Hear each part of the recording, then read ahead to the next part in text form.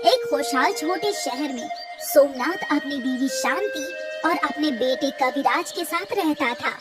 सोमनाथ का खानदान खुशियों से भरा था। अम्मा, देखो मैं अव्वल नंबर आया हूँ। अरे वाह मेरे लाल, तूने तो मेरी छाती फक्र से चौड़ी कर दी। ऐसे ही खूब पढ़ो और पढ़ लिख कर एक बड़े अफसर बन जाओ।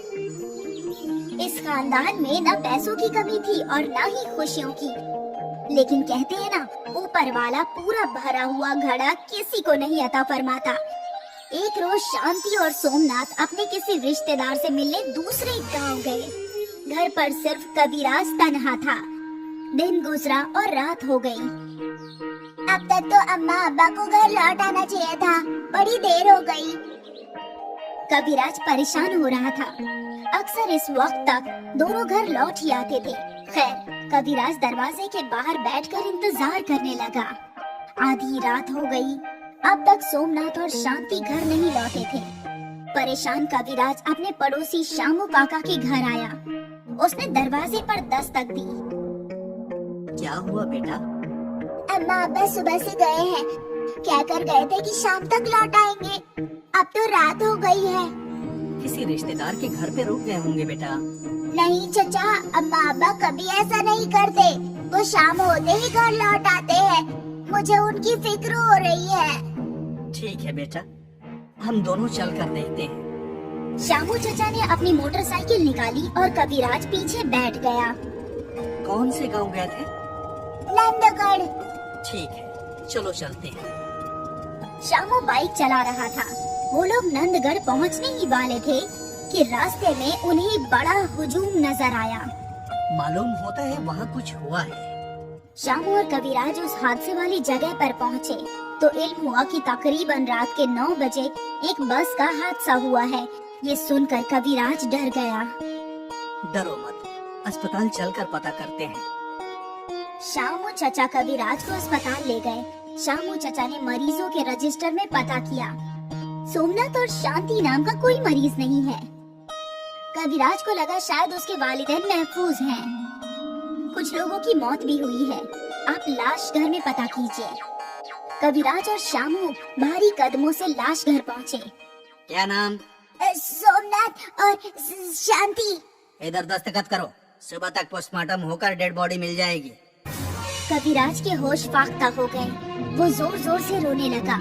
शामू कविराज को संभालने की कोशिश कर रहा था, लेकिन कविराज की तो दुनिया ही वीरान हो गई थी। ये रात कविराज की जिंदगी की सियाह रात बन गई थी। अगली सुबह सोमनाथ और शांति की लाश उनके घर लाई गई। रिश्तेदार और पास पड़ोस के लोगों ने आखिरी रसूमात की सारी जिम्मेदारी संभाल ली। कविराज होश में नहीं था।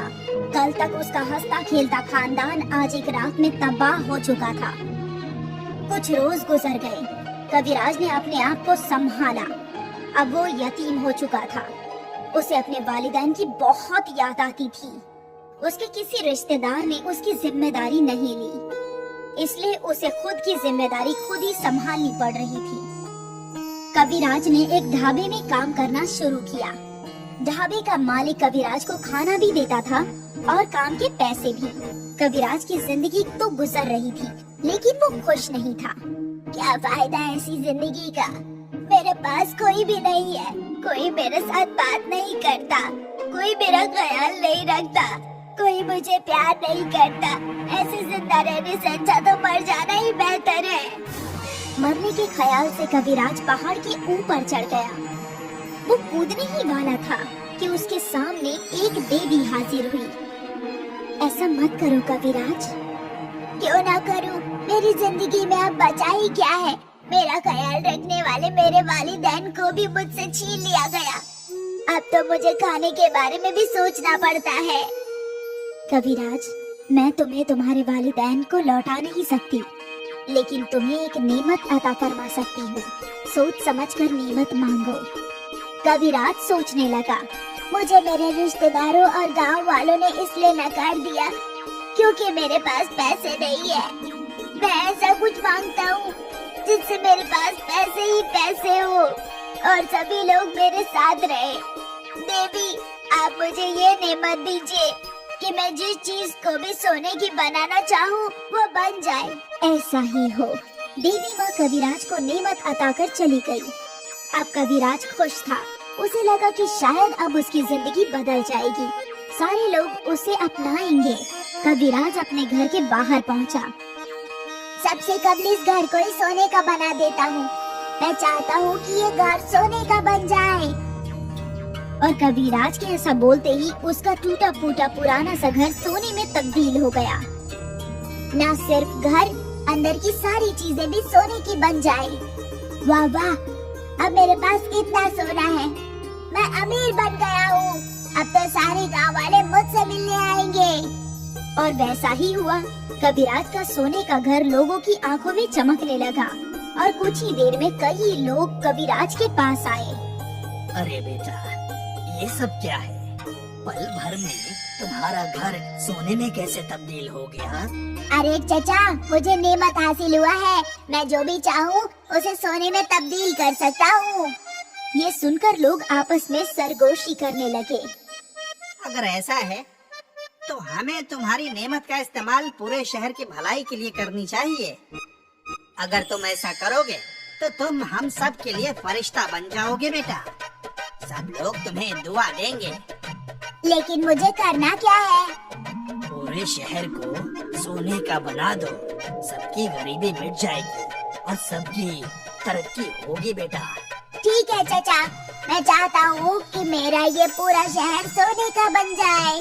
कविराज ने ऐसा कहा ही था कि धीरे धीरे पूरा शहर सुनहरा होने लगा। ये तो कमाल हो गया। शुक्रिया बेटा, बहुत बहुत शुक्रिया। लोग खुशी खुशी अपने घर की जानिब बढ़ गए। सब लोग बेहद खुश थे। सोने का घर, हाँ, हम तो अमीर बन गए।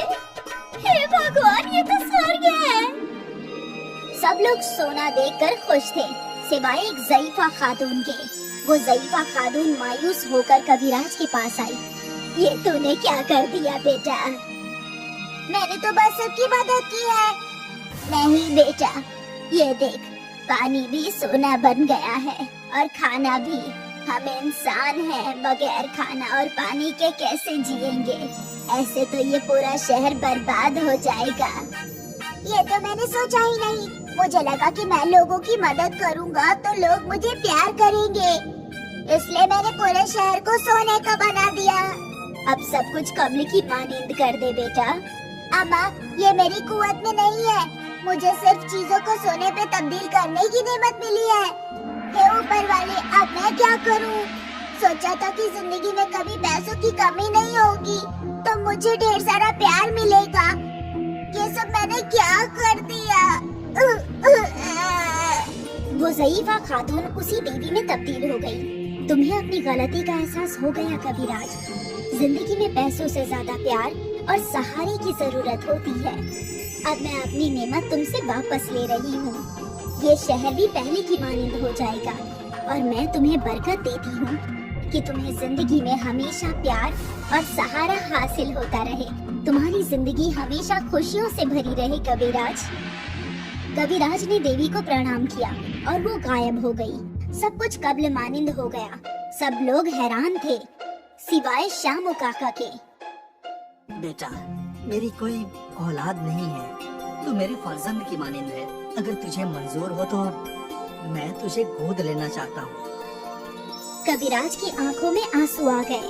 उसे जो प्यार और सहारे की जरूरत थी वो उसे हासिल हो गई।